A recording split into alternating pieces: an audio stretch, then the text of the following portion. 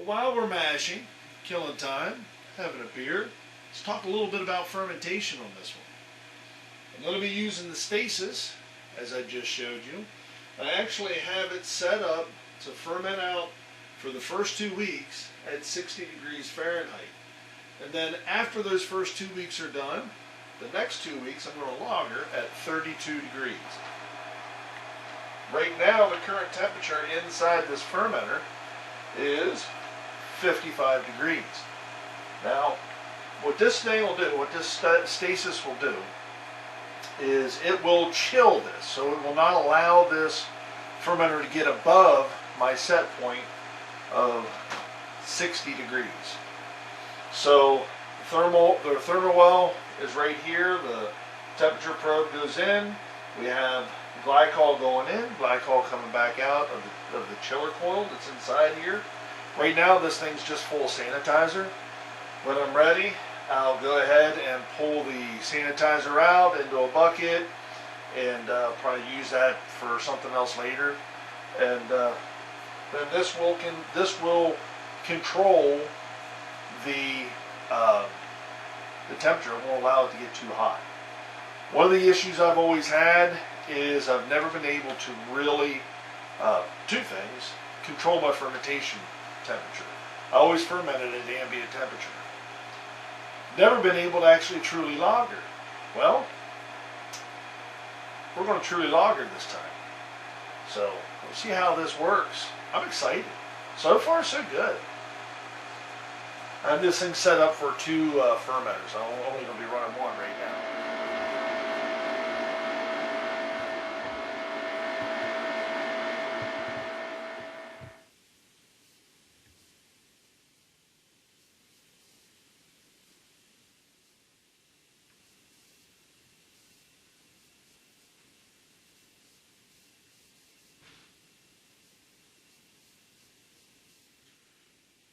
Seeing that I did not prepare this fermenter for the cold crash, I'm at a point now, I'm at 60 degrees. I actually want to take this down to lager, and I want to get it down to like 30, down in the 30s. I'm going to say probably about 34 degrees, something like that. And I did not prepare it. Like what I should have done through this was actually put a balloon on my bubbler, and I could have actually captured the CO2 that was created through the fermentation process. Did not do that. So now I got to go back and do it now, sort of, before I start to drop this temperature. So what I'm going to do is, I just unhooked it, I am going to take a balloon, voila, and I'm going to fill up this balloon with CO2. Get you over the edge there. There we go. See what happens. Oh, gotta make sure it's on. There we go.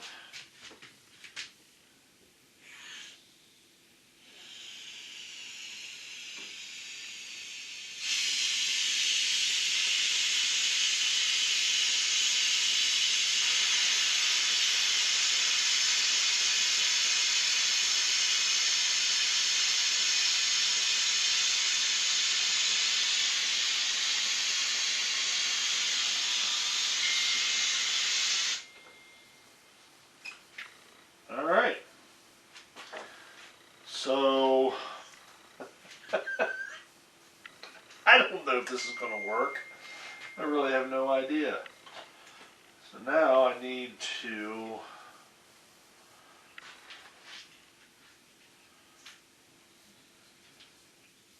try and get this balloon without popping it over the end of this bubbler.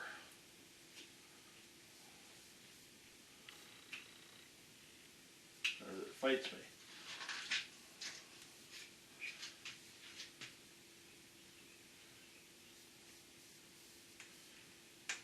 probably should have thought of that before I put it on, but I didn't.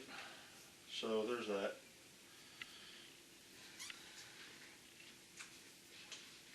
There we go.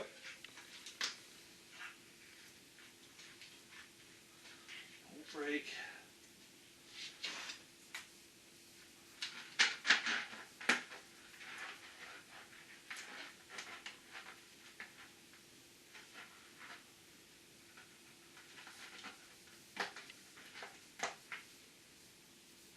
Okay. There's that. See if this will work.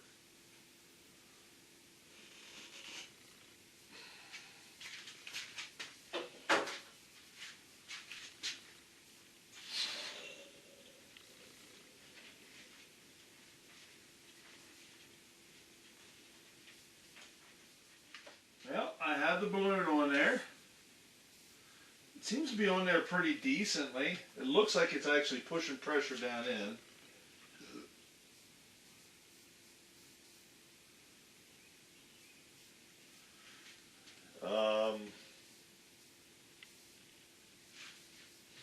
I'm going to go ahead and drop the temperature in the stasis.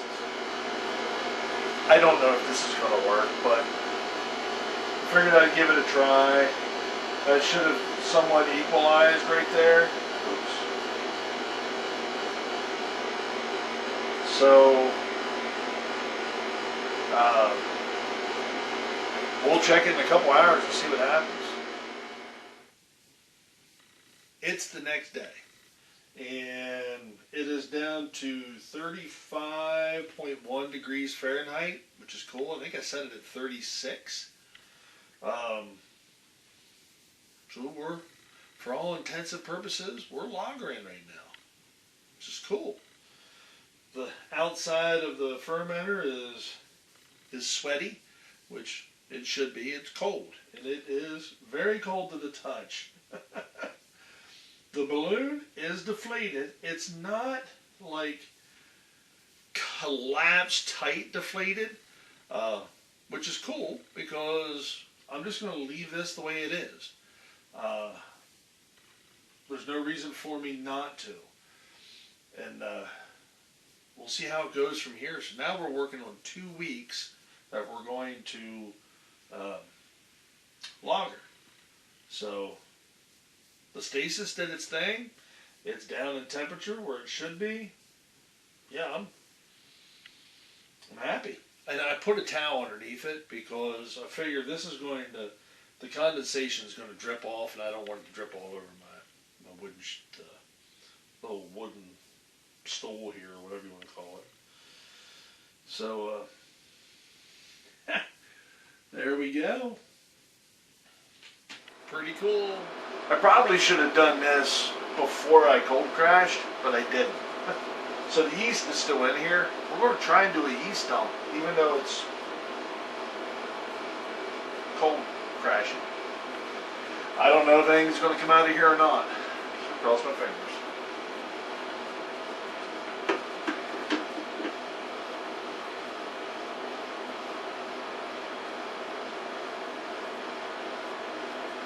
Oh yeah, it is.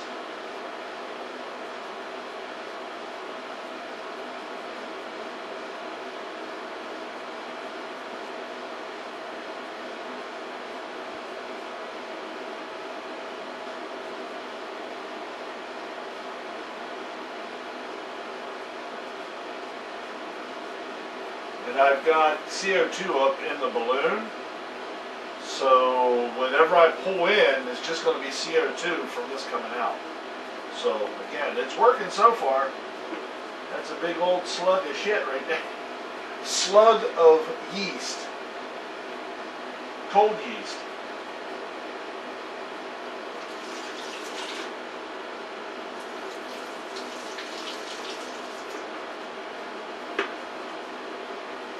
Okay.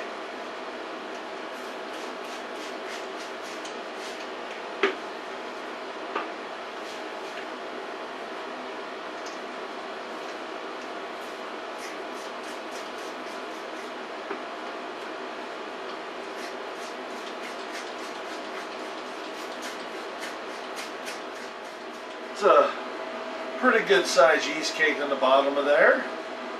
Fairly confident that I got most of it out. Cool. And still have CO2 in the bubble, in the balloon.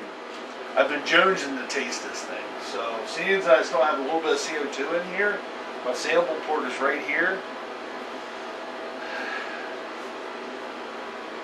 Let's do it. Let's do it. Let's get a taste. So.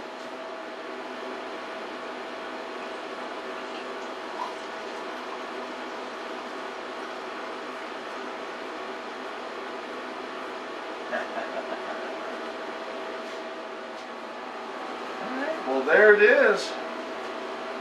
It's still got a little bit of chill haze on it, but it's cleaning up nicely. That's straight from the fermenter, baby. Oh, it smells right. You got to excuse the stasis. Oh, it smells right. Let's give her a taste.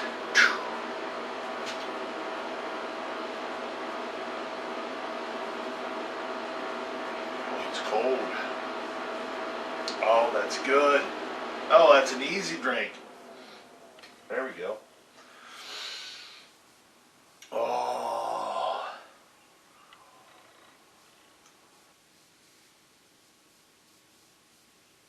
Oh, that's good. Oh, man. Yeah, Ed's coming along. Oh, that's right on.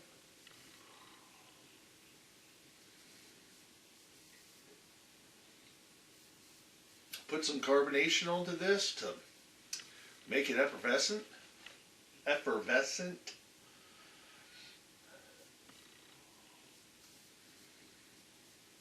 That chill haze is, oh,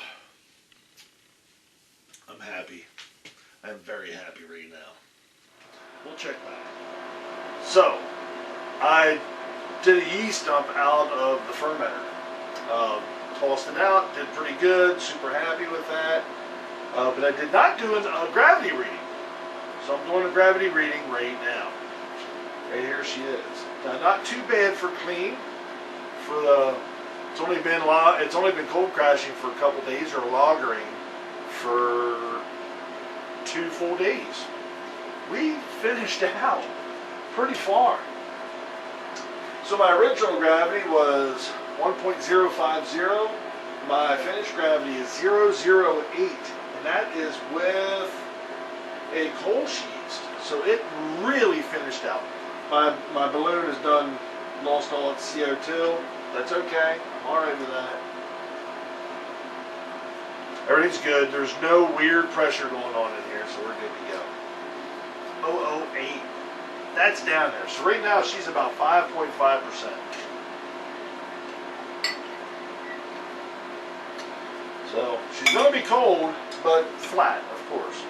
In my Appalachian Brewing class. Yeah. Oh, it's straight up Kolsch. Straight up Kolsch. I'm so happy. I did have a sample that I did a little bit ago, but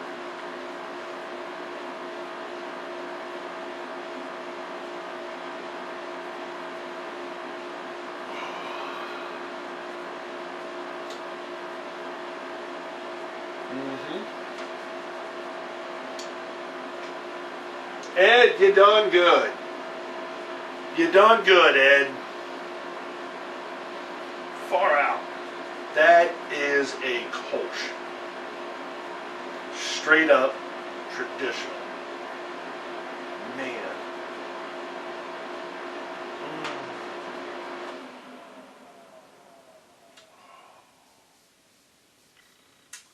Yeah, I'm happy. Can't wait to share. Cheers, everybody. Oh, Little Face Brewing's got it going on. All right, so it's time to keg Ed. So Actually, what I did was I hooked up some quick disconnects off of the glycol over here, and that'll allow me to unhook this and not have to worry about glycol spilling everywhere. Away we go.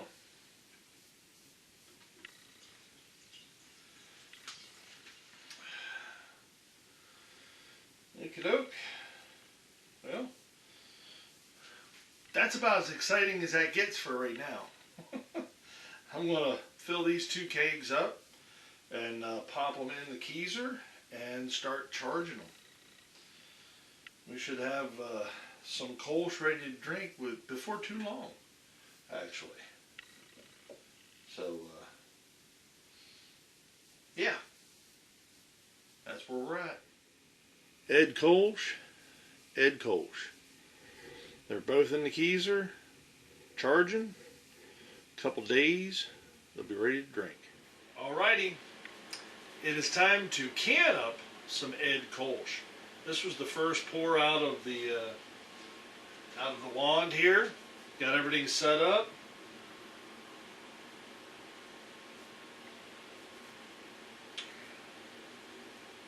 Ah, it's good.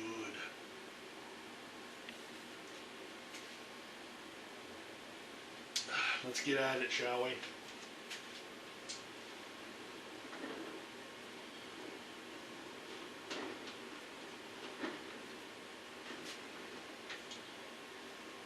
Okay. So we're going to set up a couple of these bad boys. Do a 6-pack at a time for right now.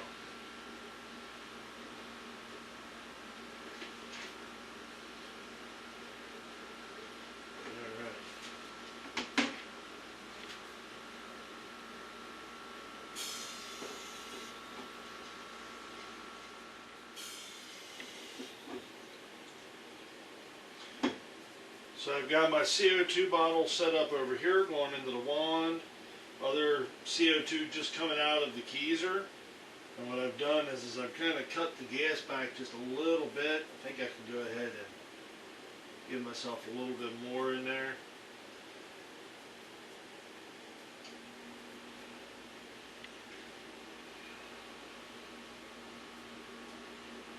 That's feeling pretty nice.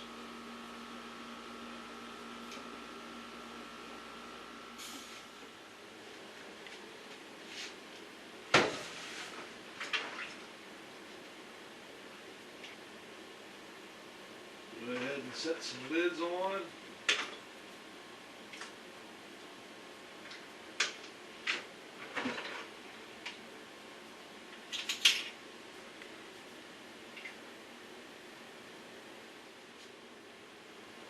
Put you on. Now, bring these right on over.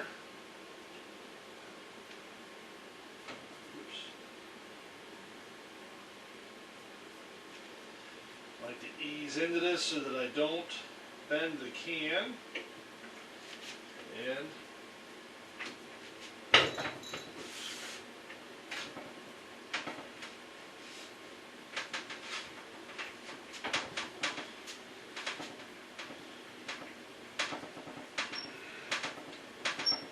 one side's done, and now the other side.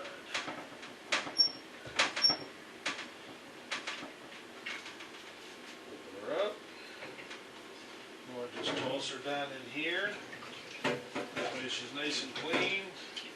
And just set it over here. Rinse and repeat.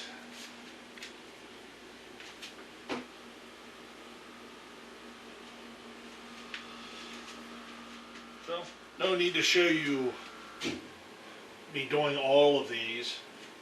I'm going to go through, get these all canned up. And we'll check back. There we go. I'm all cleaned up. Got the wand tore apart. This is the last straw, is what they call it. And it's a, I've showed this to you guys before. It has the gas line here, and it works just like a bottling wand.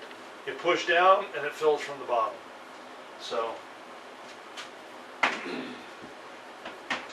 that worked out pretty well. I got just a little over a case canned out of that keg. Now that keg's empty, so I'll be cleaning that. The other keg is going to go inside and go to the, I have an empty spot in there. And I think what I'm going to do is actually, I've got a barley wine up there I'm going to bring down and hook up, excuse me, to this system. And I'm going to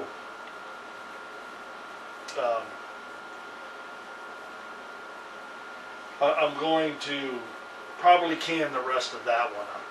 Just I'll either can it or bottle. I'll can it because I have some cans left over. They're just sitting in the bucket and sanitizer. That'd be a good way to get the use of those cans.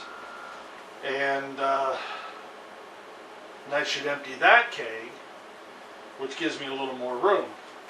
Because I've got a double batch of Saison in here that will be soon ready for keg. And I want to get another beer going. I actually want to redo the no boil hop beer. That thing was fantastic. Alright, so this video is not done yet because I want to do an official tasting of Ed Kolsch. The reason why I canned off that keg was because those go to my coworkers. So I'm going to take those in and give them to those. I'd like to get some feedback from those folks on that beer, and I'm sure that they would appreciate it.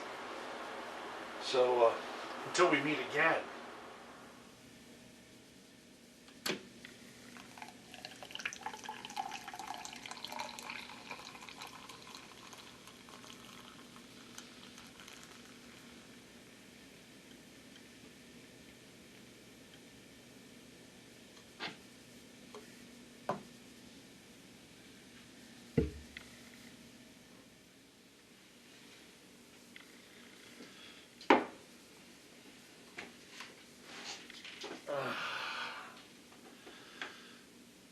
Alrighty.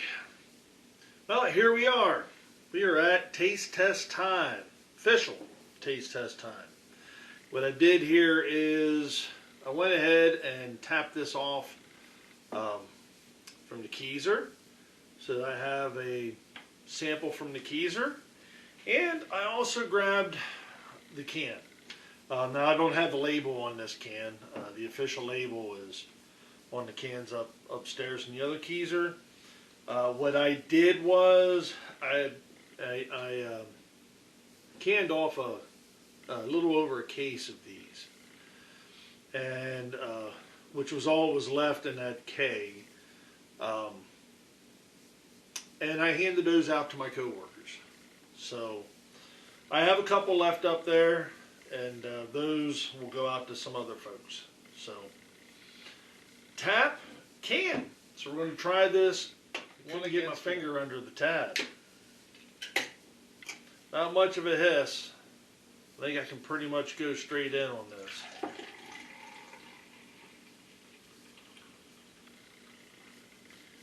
I do struggle sometimes with carbonation when I'm canning. However, pretty much the same. That's good. That's good. This actually looks like it's a little cleaner than this one. Must be the chill haze. Temperatures are a little bit different. That came out of the refrigerator, that came out of the Keezer. Alright. Let's give her a nose, shall we? Sweetness.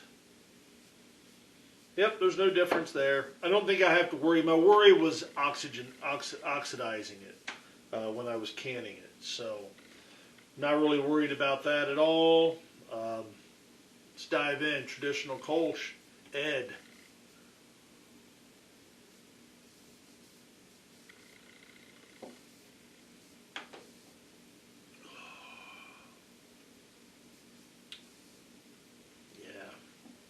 That's a drinker.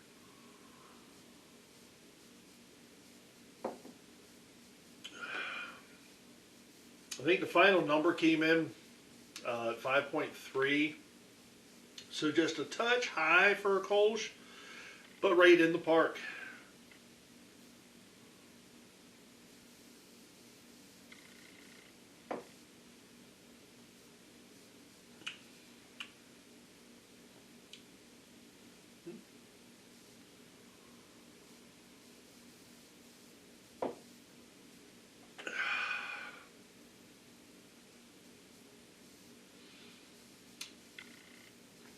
So that was kind of important. I wanted to make sure that I didn't have any differences from can to keg. They taste identical.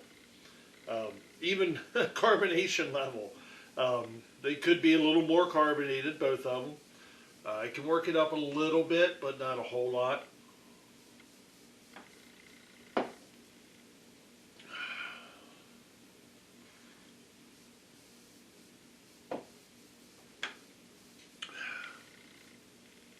So really, that's my only dig on it, is my carbonation. Carbonation could be a little bit more. It would push, some more flavors to the front. But I am exceptionally happy with this. This was my first true temperature control, like whole 9 yards. I was using the stasis. I cold crashed. It lagered really for a little while, which was cool. I've never done that before, so that was awesome. Yeah, I mean, it's carbonated. It's making me burp. This is a good beer. Traditional Kolsch. So Ed turned out good. Very good. Ed turned out very good. I'm very happy. It's good to brew beer for a reason. This beer was brewed for my friend, co-worker, mentor, Ed Miller. Ed Miller was a good man. Salt of the earth. Couldn't ask for a better person. Would literally give you the shirt off of his back. Was Ed perfect? Not by any stretch. Ed would tell you he wasn't perfect. And that was one of the things that made him endearing. He was truthful. He was a good man. Good friend. His family is awesome. I still had the pleasure of working with his daughter, Leah, and she just got married. So if she happens across this video, I hope that I did this video well. I hope I did your father well. I enjoyed working with Ed, and I'll miss him. I will miss him dearly. So before I get too much more emotional than what I am right now, I am going to say that that is the end of this video. Or movie. At this point. It was a success. The feedback that I was getting from the other folks, everybody liked it so far that's had it. I have it on tap back here, which is fantastic. So I'll be able to enjoy Ed for a while. Ed will be brewed often here at Little Face Brewing. And yeah, that's cool. There you have it, folks. This is Sjporr, Little Face Brewing. Enjoy the fruits of your labor, folks. Brew beer. Brew beer with a purpose. Cheers to you, my friend. You'll be missed.